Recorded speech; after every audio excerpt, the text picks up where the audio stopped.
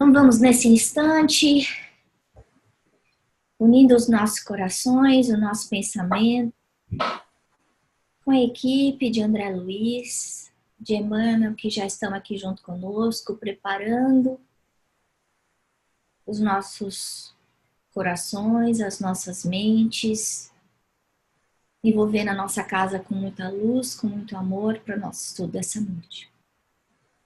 E vamos acompanhando assim a Lúcia na prece inicial.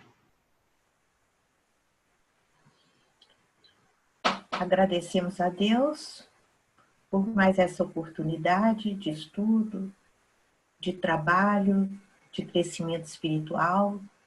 E nessa noite a nossa gratidão é ainda maior, lembrando que é o nosso encontro, o último encontro desse ano. Que nós possamos assimilar, registrar todo o estudo feito, todos os conceitos aprendidos e aplicá-los da melhor maneira possível no decorrer do novo ano.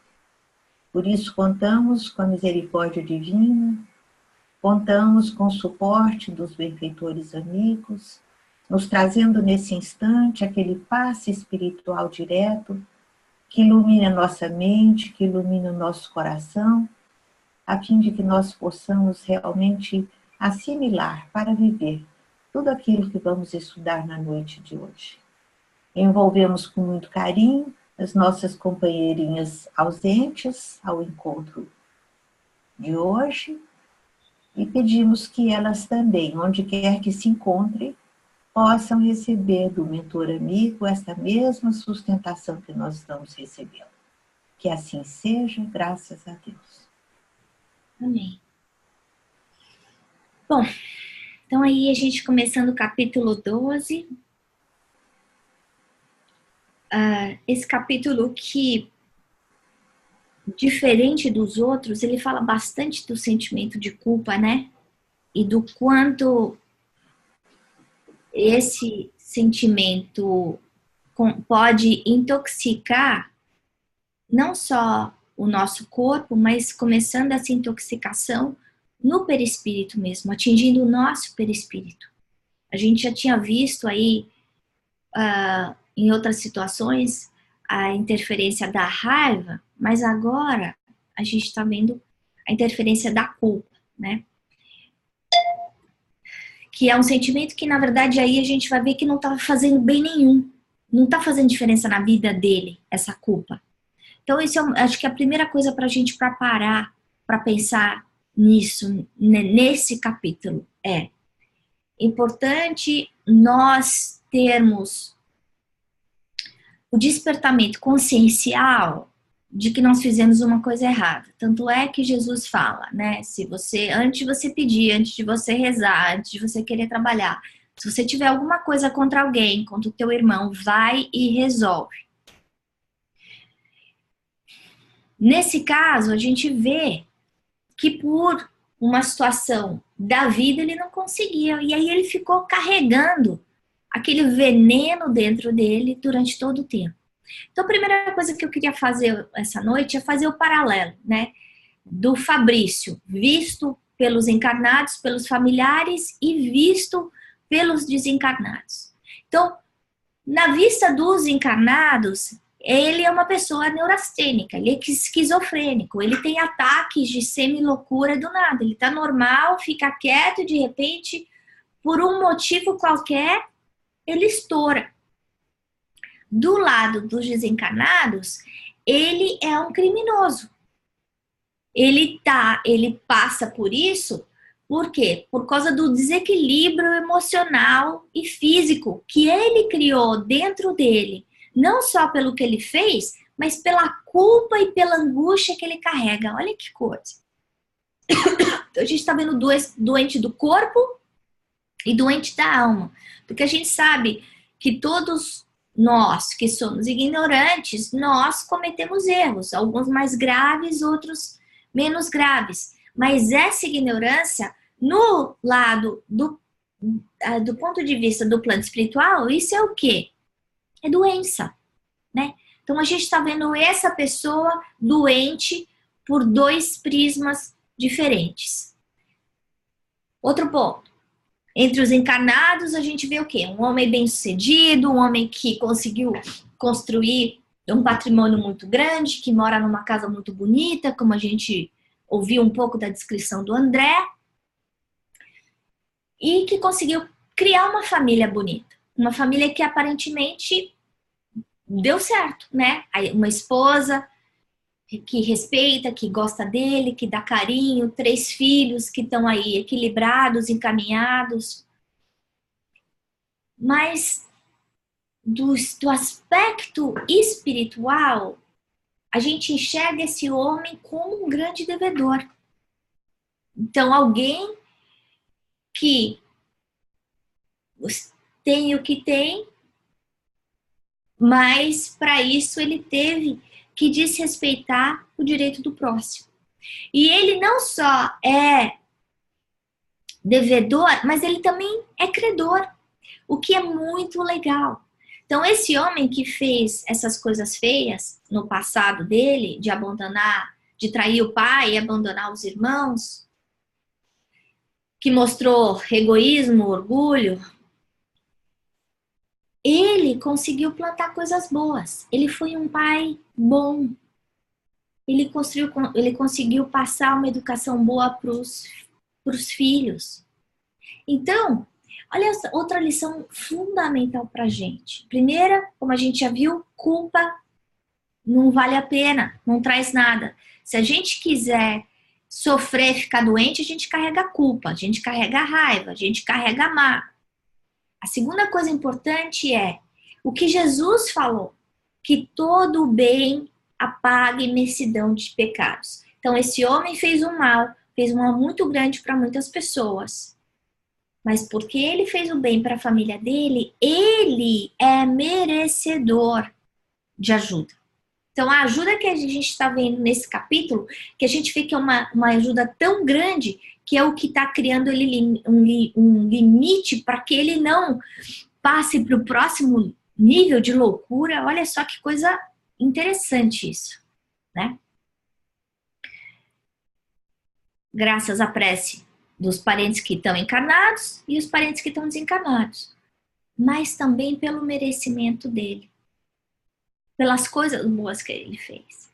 Então, a lição aqui desses 2 pontos é, tá bom, errei, tá, tento consertar, não consigo consertar, tá, então eu vou fazer o bem para outras pessoas, eu vou ajudar outras pessoas, com o conhecimento que eu tenho hoje e com as ferramentas que eu tenho hoje, em vez de ficar só vivendo no passado e deixando de aproveitar o presente. Porque quantas vezes a gente vê as pessoas perdendo a oportunidade da vida atual porque elas só se lembram do que aconteceu do passado, bom ou ruim. E aí acabam desperdiçando essa oportunidade tão grande que a gente tem do hoje, de trabalho, não só de trabalho para o outro, mas de trabalho interior, de crescimento, de processo de progresso dentro de nós. Terceiro ponto que eu quero comentar. A gente está vendo aí a ciência, os médicos tratando os efeitos, tratando o desequilíbrio dele, a depressão, a angústia, esses ataques do nada que ele tem. Do lado do plano espiritual, a gente está vendo o tratamento das causas, né? Então, eles cuidando da intoxicação que ele teve dentro do corpo dele, porque ele tomou muito medicamento por causa do desequilíbrio dele. E eles também estão tratando a harmonização da mente dele. Então, não é um paliativo. Então, quando a gente vai tomar um passe, que a pessoa que está dando o passe, o dirigente fala assim, o passe não dispensa ajuda médica. Então, é importante a gente lembrar disso. Eu tenho que buscar ajuda para o meu corpo físico, para segurar os efeitos. Mas é necessário também cuidar do meu espírito, Como é que a gente cuida do nosso espírito? Através do trabalho do bem. E a gente sabe, tem um quote do Abraham Lincoln que fala assim: seja o que você fizer, faça o bem. Em tudo que você fizer, faça o bem. Então, isso para a gente pensar. Então, pode ser, eu estou varrendo o chão, eu vou fazer aquilo com amor. Eu estou dando uma aula, eu vou fazer isso com amor. Eu estou cuidando do meu filho, eu estou no meu trabalho.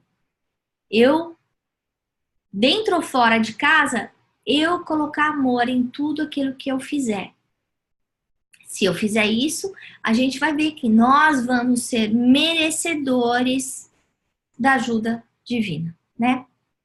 O quarto ponto que eu queria comentar, é o estado encarnado dele, de homem, meio ser apático. Ele estava isolado, encapsulado dentro da realidade dele. Ele, vivendo tanto o passado, ele estava negligenciando completamente o presente. Quantas vezes a gente não faz isso?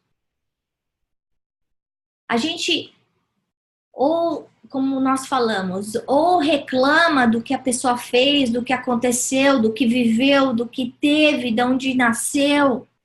Tem aquele saudosismo que muitas vezes é um saudosismo irreal, como a gente sabe, e esquece do presente. Ele estava um morto-vivo. Ele não está conseguindo crescer nada agora. Do lado espiritual, a gente vê que se do lado de fora ele parece mumificado, encapsulado, anestesiado, claro, quando ele não tem os ataques dele, né? Do lado de dentro é uma fornalha. Olha que coisa. E aí a gente vai lembrar que essa fornalha a gente carrega para todo lugar. Então, se eu tiver infeliz, não adianta eu querer ir para Paris, não adianta eu querer ir para Disney. Aquela tristeza, aquele vazio, aquela infelicidade vai continuar em mim. Que é o que ele está mostrando. Esse homem aparentemente tinha tudo. Tem uma família boa, tem uma casa boa, está sendo cuidado com bons médicos, mas o peso, o veneno que ele carrega dentro dele é usado, é comparado por Calderaro como um incêndio, que cada vez que ele volta para o passado, ele incendeia tudo de novo, ele faz aquele carvão adormecido pegar fogo. Então, o inferno ou o céu está sempre dentro da gente, dependendo do nosso foco. Nós já vimos isso tantas vezes, né? O último capítulo, como a gente tinha visto, da moça que estava querendo, o penúltimo capítulo, na verdade, resolveu fazer o aborto, né? A conversa que a mãe dela teve com ela, dizendo, olha, aproveita essa chance, larga as coisas de pensar nas coisas temporárias. Então, a mesma coisa pra gente. Então, larga esse lixo, larga essa bagagem de pedra, deixa no passado. Só eu consigo fazer isso. Porque senão essa fornalha vai continuar. Tanto é que no final do capítulo, o Calderaro, o André Luiz fala, mas e aí? A gente está ajudando ele, mas não está resolvendo de verdade, e como é que vai ser? Aí ele fala, então, ele vai morrer e ele vai sofrer muito. E ele vai sofrer principalmente porque ele tem essa fornalha de culpa dentro dele. Então, esse sentimento fulminante, doloroso que ele carrega vai continuar após a morte. Olha só. E ele fala, vai demorar tempo. Até o quê? Até ele conseguir, ele apagar o fogo. E ele fala, nós somos os nossos próprios médicos. Ninguém consegue fazer isso. Tá cheio de mentor lá do lado dele. Ele tem uma esposa que, como o André Luiz fala,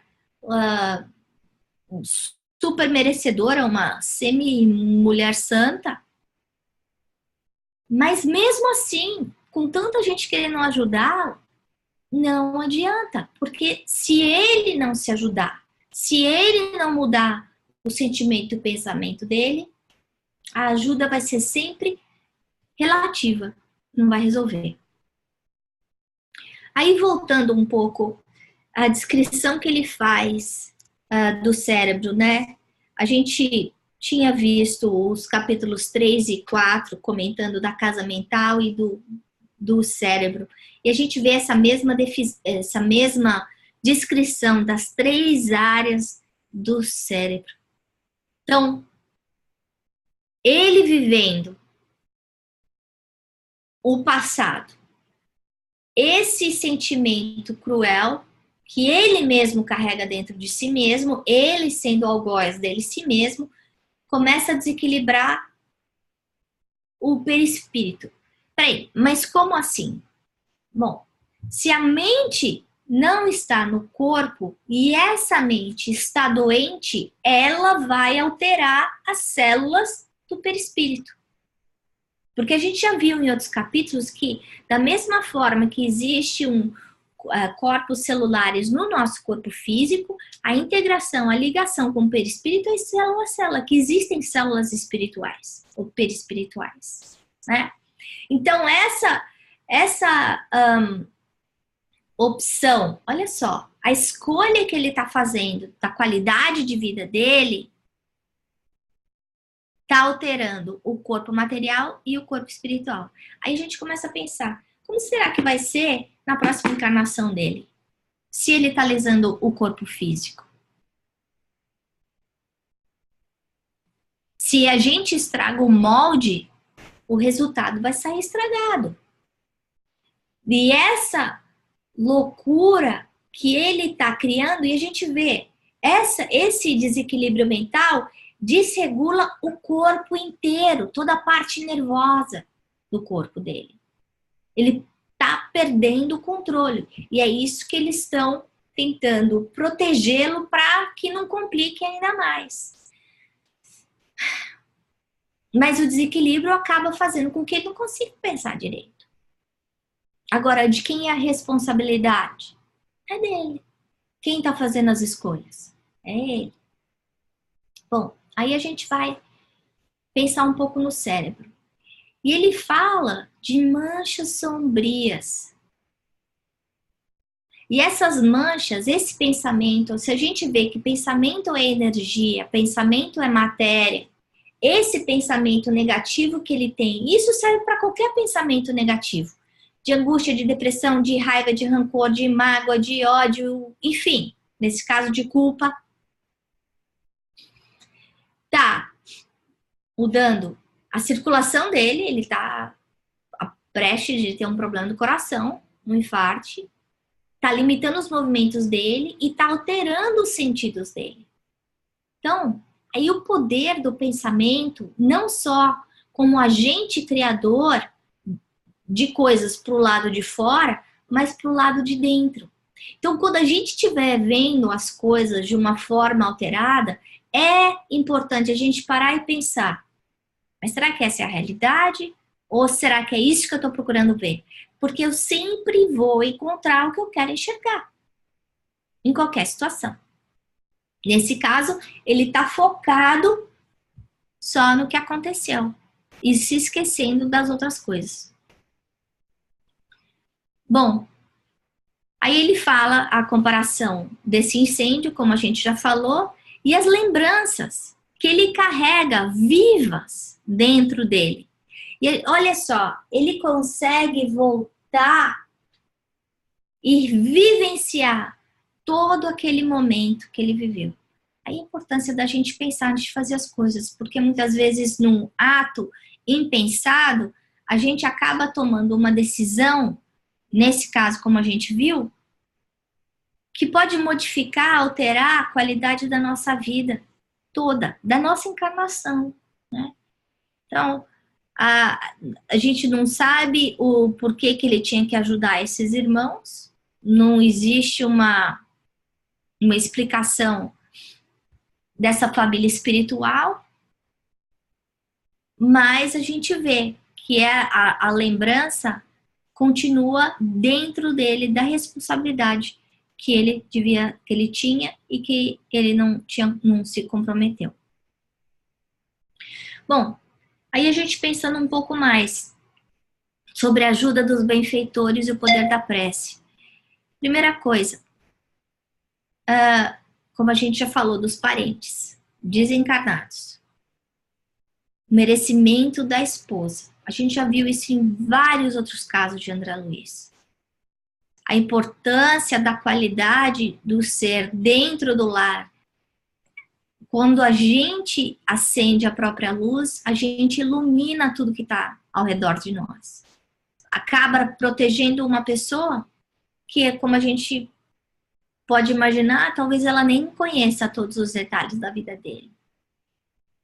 A prece dos familiares. Então, a gente lembrar a importância da gente fazer prece, não só pelos que ainda estão, mas pelos que ainda vão, ou os que estão aqui na Terra, ou os que já foram para o plano espiritual. Por quê? Essa prece tem um alcance que a gente não consegue imaginar qual é. E pode trazer aí recursos, como no caso de André Luiz, que estava ali funcionando também como apoio para ele, e que ele nem saberia, ele nem conhecia, né? Outra coisa é o nosso comportamento. Isso da gente fazer as coisas direito. Isso é o nosso cartão de visita. Então, nesse caso, a gente não está falando, em nenhum momento estou falando, não, porque ele trabalhou 15 horas por dia, ele criou uma fortuna enorme. Não, ele está falando de valor moral. Essa qualidade que ele está falando são as coisas que foram dadas que não são compradas com dinheiro. Que muitas vezes nós, como pais, acabamos nos esquecendo. A gente acha que comprar um presente é o suficiente para que aquilo seja transcodificado, traduzido como amor. E a gente está vendo aí, o que está pesando na balança para ele para o lado positivo foi a ajuda que ele deu, que não teve o preço. E muito dessa ajuda, claro, veio aí da esposa. Mas, de qualquer jeito, porque ele foi o provedor, porque ele conseguiu ajudar a família, ele é beneficiado da mesma forma, né? E aí ele fala, Calderaro, o espírito delinquente, quer dizer, o espírito que erra pode receber os mais variados gêneros de colaboração. Então, quer dizer, quem errou vai receber ajuda, se merecer. Mas, aí Calderaro continua, será sempre o médico de si mesmo. E a gente sabe tantas vezes que a gente tenta ajudar, às vezes tenta ajudar o pai, a mãe, o filho, o irmão, o amigo, estende a mão, enfim. Mas se a pessoa não quiser se ajudar, não adianta. Que é o que ele está falando. Nesse caso, como ele não estava se ajudando, mas como? Pensando errado, vivendo no passado, se apegando à culpa. Ele não estava conseguindo se curar. Ele não estava conseguindo nem receber a ajuda, né? E aí a gente vai pensar, esses mentores são muito ocupados. Eles estão ajudando um montão de gente. Então, se eles estão vendo alguém que está fazendo a sua parte, que está fazendo as coisas direito, é claro que eles vão ter mais tempo, mais disposição para ajudar, porque vai estar dando resultado. Então, para que eu seja ajudada, eu preciso me ajudar.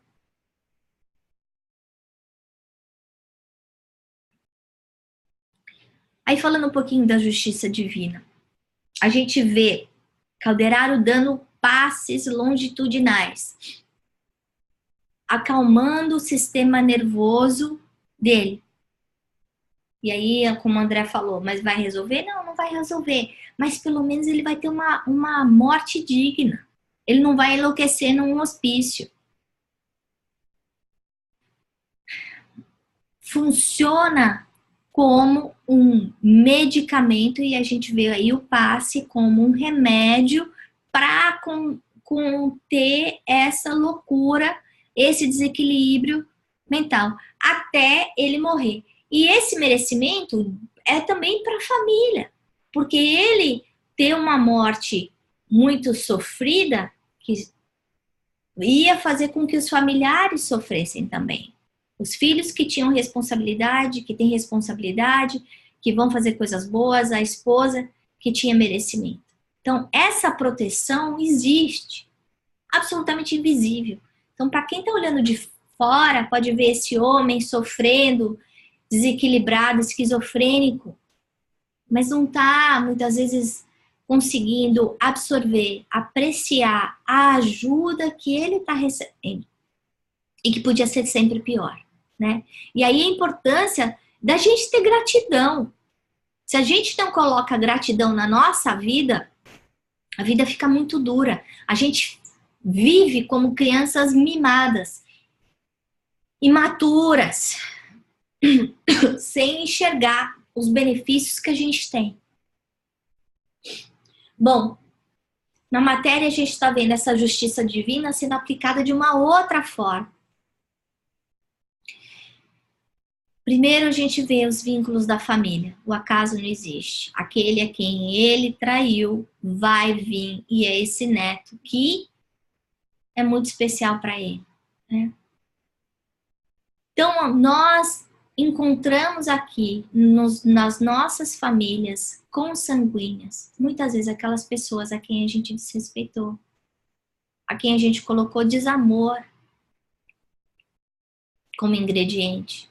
E aí é aqui que a gente tem a oportunidade de reajustar, de fazer o bem. A outra coisa, a gente vê essa criança tão pequenininha, né? Mas dentro dessa aura toda, dessa sustentação, da proteção que eles falam que ele está tendo no quarto dele, ele está recebendo essa inspiração. Sim, Deus existe. Sim, Deus perdoa. Tá tudo bem, vovô. E aquele comentário doce de uma criança acaba trazendo consolo para aquele coração abençoado, né? Então, o poder da gente, da nossa palavra, da gente estar ligado com o plano espiritual para ser instrumento da bondade de Deus, né? Então, resumindo aí pra gente, se a gente se ilumina, a gente traz claridade para todo mundo que nos rodeia. Pelo meu comportamento dentro do meu lar, eu consigo proteger as pessoas do meu lar. Pelo meu desequilíbrio, eu atinjo as pessoas ao meu redor. E a gente está vendo nesse caso um desequilíbrio tão profundo em que ele criou uma doença muito séria no corpo dele e que só vai poder ser resolvida, não vai mais poder ser resolvida nessa encarnação. Então, quando a gente estiver aqui, a gente lembrar, tem que cuidar do corpo? Sim. Tem que ir no médico? Sim. Tem que tomar remédio? Sim. Tem que fazer exercício, comer direito? Sim. Mas eu lembrar da minha reforma íntima, de trabalhar a minha melhora interior. Não é aquela posição, eu sou assim, eu nasci assim, eu vou ser assim. Isso é a gente estar perdendo a oportunidade.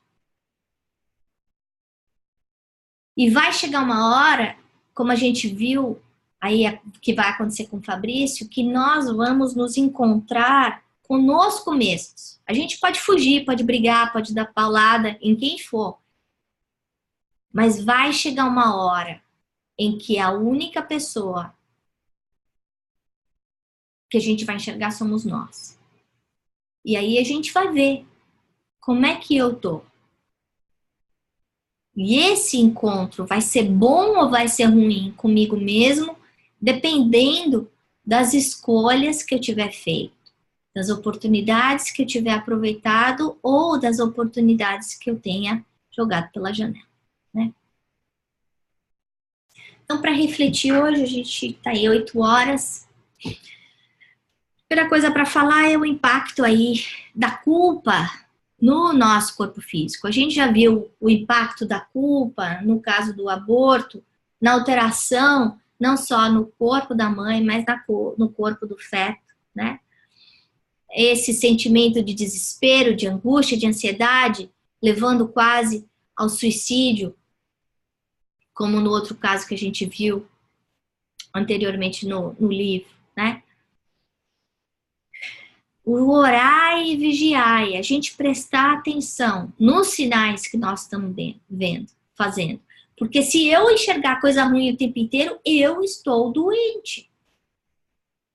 E a única pessoa que consegue me curar sou eu. A outra coisa para a gente repensar é como reparar um erro.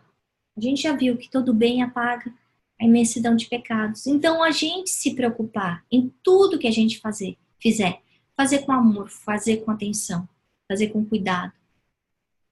E esse cuidado começa dentro de casa, com as pessoas mais próximas, porque provavelmente essas pessoas que nasceram na mesma casa, que têm os mesmos, a mesma química sanguínea, são ligadas a nós, muito mais profundamente do que a gente tem condição de compreender, né? Graças a Deus a gente tem aí a perda da memória, porque já pensou nesse caso?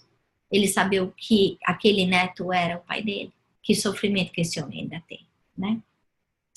Então era isso que eu tinha para falar para vocês hoje, e agora eu vou abrir para pergunta.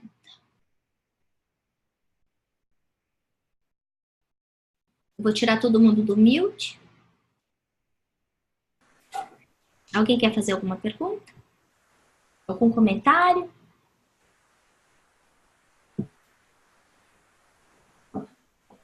Uma pergunta, Ana. A gente sabe que a gente planeja a nossa reencarnação, né? Uhum. Muitas vezes. Os casos que são planejados ainda um pouco pior, pelo que eu entendi. Nesse caso, assim, parece que, na verdade, a pessoa foi tropeçando ao decorrer dessa encarnação. Um caso desse poderia ter sido planejado também? Passar por aprovação da espiritualidade? A aprovação estava ali, né, para ele. Será que você vai conseguir deixar o seu egoísmo, deixar o seu orgulho e ajudar aquelas pessoas que precisam de ajuda, que estão precisando de você? A aprovação estava aí. Agora, o livre-arbítrio dele ele não fez a escolha certa.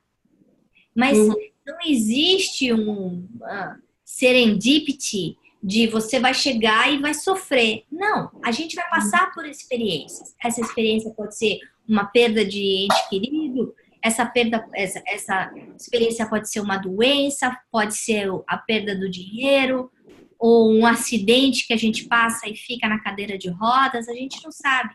Mas a aprovação vem, mas o mais importante não é a aprovação em si, mas aquilo que eu faço da experiência que estou vivendo. Entendi. Então, na verdade, a aprovação foi antes, a aprovação não é essa. Essa só é consequência. Essa é a consequência. Okay. Obrigada. Nada. Mais algum comentário? Não, só queria falar em relação à culpa, que a culpa, ela paralisa, né? Você não sai, você estaciona, né? Então, acho que o maior exemplo que a gente vê aí na história do cristianismo foi Paulo, né? O que ele fazia, ele matava, perseguia os cristãos, e quando ele se deparou com Jesus e caiu em si que aquele era o Messias que ele esperava a vida inteira, e que ele matava as pessoas, né?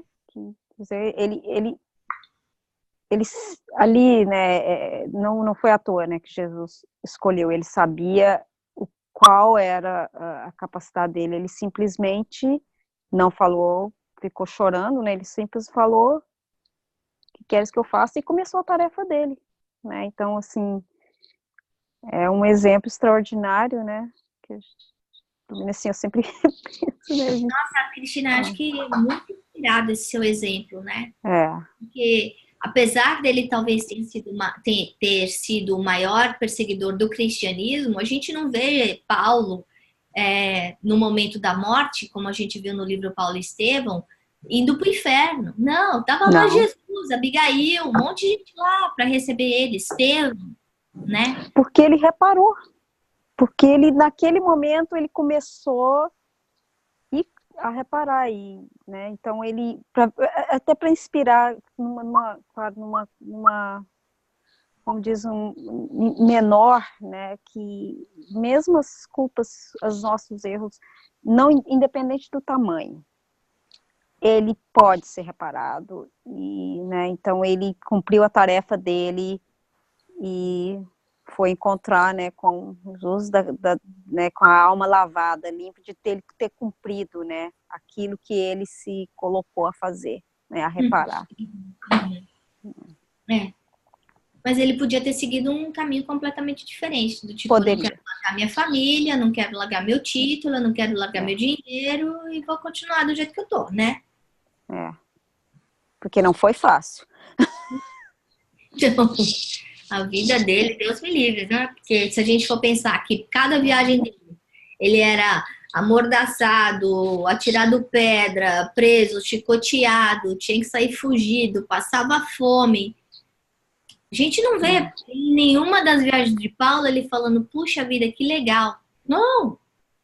É. Mais algum comentário? Eu posso fazer? Fala, mamãe.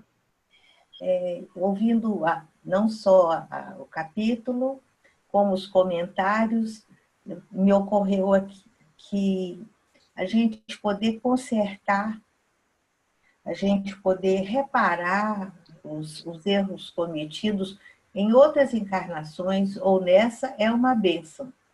Mas muito melhor, muito mais importante é isso que a gente está fazendo. É estudar, aprender, ficar mais bem informado, porque o conhecimento é medicina preventiva. Então, antes que estrague, antes que aconteça, a gente está fazendo certo. Então, quando eu pensei nisso, eu tive vontade de agradecer mais uma vez essas oportunidades que nós temos tido de estudar a doutrina. Agora, uma coisa que é importante aí, complementando o que você falou, o fato da gente ter o conhecimento não significa que isso vai resolver o problema. Não, eu digo, estudar é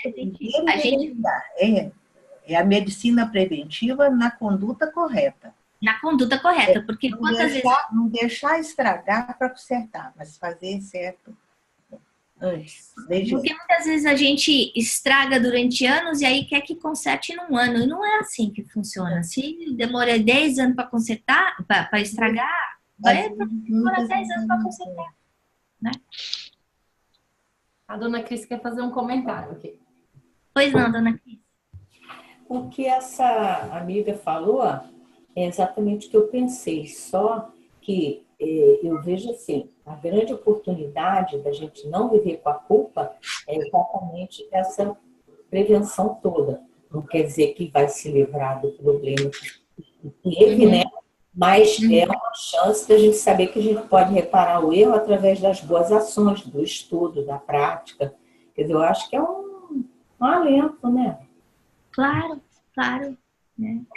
Dá esperança pra gente, né? Eu pisei na casca de banana, mas eu tô levantando e vou prestar atenção, não vou pisar de novo, né?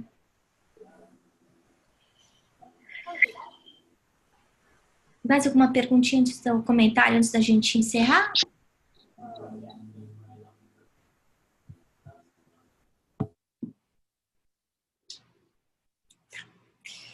Karina, você quer fazer a prece final pra gente, por favor? Posso fazer, Ana. Não é tão bonita quanto a de vocês, mas faço. Parece. Fechar os nossos olhos, respirar fundo. Senhor, nós agradecemos a oportunidade de estarmos reunidos aqui novamente nessa quarta-feira, na quarta do amor. Agradecemos por mais esse ano de 2018, no estudo dos livros do André Luiz. Agradecemos a todos aqueles que colocaram qualquer esforço para nos auxiliar nesse estudo, pessoas encarnadas, os desencarnados, os nossos mentores. Obrigada, Senhor, por todas essas pessoas, por todos esses espíritos, mentores que passaram por esse estudo e que nos ajudaram tanto no nosso conhecimento, na nossa ajuda e um pouquinho nessa reforma íntima que estamos tentando fazer. Agradecemos, Senhor, por esse ano, agradecemos pela nossa família, pela nossa vida, pela grande oportunidade de estar aqui. E assim nós vamos encerrando o nosso estudo de hoje e os estudos desse ano, aproximando-nos do dia que celebramos o nascimento de Jesus Cristo, o nosso maior mestre que já pisou na terra, e que possamos, Senhor, levar os ensinamentos, tanto os ensinamentos adquiridos durante os nossos estudos, mas os maiores ensinamentos que foram dados pela vida de Jesus Cristo. Possamos lembrar nesse Natal e que nos fortaleçamos para esse próximo ano. Obrigada por tudo, esteja conosco, hoje e sempre, assim seja. Assim seja. Graças a Deus. Bom, meninas, um bom final de ano.